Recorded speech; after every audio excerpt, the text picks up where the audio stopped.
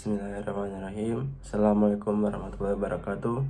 Salam, Om Swastiastu, Namo Buddhaya, salam kebajikan. Selamat malam, salam sejahtera bagi kita semua. Yang saya hormati Bapak atau Ibu dosen atau tuton. Perkenalkan, nama saya Ahmad Akmal Fahrizal, mahasiswa Universitas Terbuka Yogyakarta, Prodi Hukum. Di sini saya akan memaparkan materi diskusi 4 tentang COVID-19. Pada kesempatan ini saya akan menyampaikan sebuah pemaparan yang berjudul Pandemi COVID-19.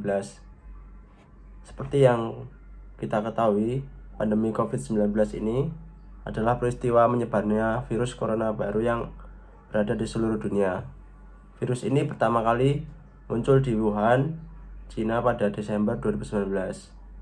Penyebaran virus ini sangatlah cepat. Virus ini dapat menular jika kita berinteraksi langsung dengan penderita serta melalui percikan air liur yang berasal dari batuk dan bersinnya.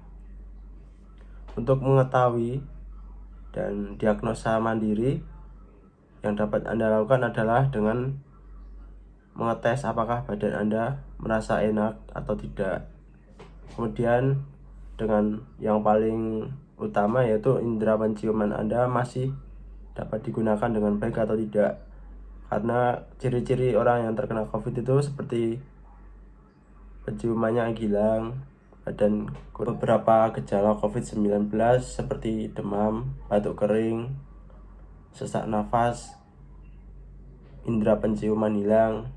Gejala-gejala ini umumnya muncul dalam waktu 2-1 minggu pada awal terkena virus corona. Pada saat ini COVID-19 di Indonesia secara umum penderita COVID di Indonesia ini pada hari ini masih tergolong landai daripada awal-awal tahun pandemi ini menyebar.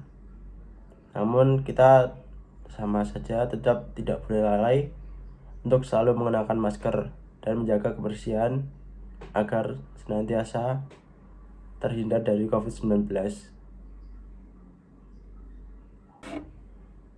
Maka dari itu kita jangan sampai lengah kembali karena pandemi masih ada dan kita harus memakai masker, menjaga jarak minimal 1 meter ketika kita menyentuh sesuatu barang yang sekiranya tidak pernah kita pegang. Segera bersihkan tangan Anda dengan hand sanitizer atau mencuci tangan. Marilah kita berdoa agar pandemi ini segera usai sehingga kita bisa beraktivitas kembali seperti biasanya dan ekonomi bisa pulih. Karena di samping dampak kesehatan dan kematian yang cukup tinggi pada saat COVID-19, krisis ekonomi global akibat wabah virus corona ini atau pandemi COVID, kegiatan logistik, pariwisata, dan perdagangan merupakan sektor yang sangat terdampak besar oleh wabah virus corona.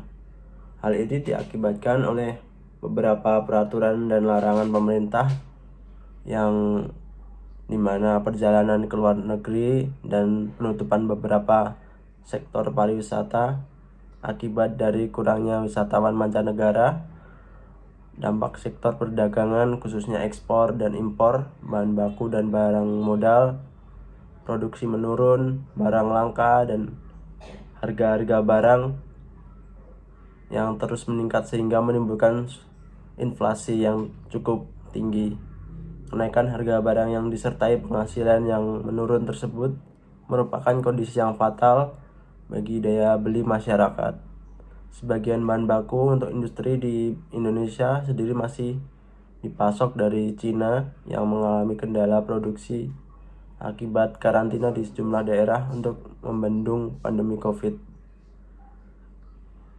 Kejadian ini menjadi suatu yang luar biasa dan tidak terlepas dari peran teknologi komunikasi. Tingkat penyebaran informasi yang cepat menimbulkan kepanikan yang dahsyat di masyarakat. Semua ini berimplikasi membuat perilaku masyarakat berubah menjadi panik, dan salah satu kepanikan tersebut membuat masyarakat menjadi panik buying atau membeli sesuatu dengan berlebihan karena takutnya terjadi sesuatu yang tidak mereka inginkan, seperti membeli bahan-bahan pokok, telur, beras, dan lainnya yang menurut mereka akan kehabisan di waktu yang akan datang. Untuk itu, pemerintah kita mendorong pertumbuhan ekonomi kita dengan cara memberikan stimulus ekonomi seperti bantuan BLT dan yang sudah kita banyak dengar, yang sampai sekarang masih ada, dengan stimulus triwulan dan lain sebagainya, terangkum dalam 3 stimulus, yaitu stimulus fiskal, non-fiskal, dan sektor ekonomi. Ketiga stimulus tersebut berkaitan langsung dengan kebutuhan masyarakat dalam bidang usaha, bisnis, pajak, dan sebagainya. Maka dari itu kita saling menjaga agar ekonomi kita tetap stabil dan selalu menjaga jarak agar tidak ada COVID-19 yang ada lagi. Sekian dari saya. Kurang lebihnya mohon maaf. Assalamualaikum warahmatullahi wabarakatuh.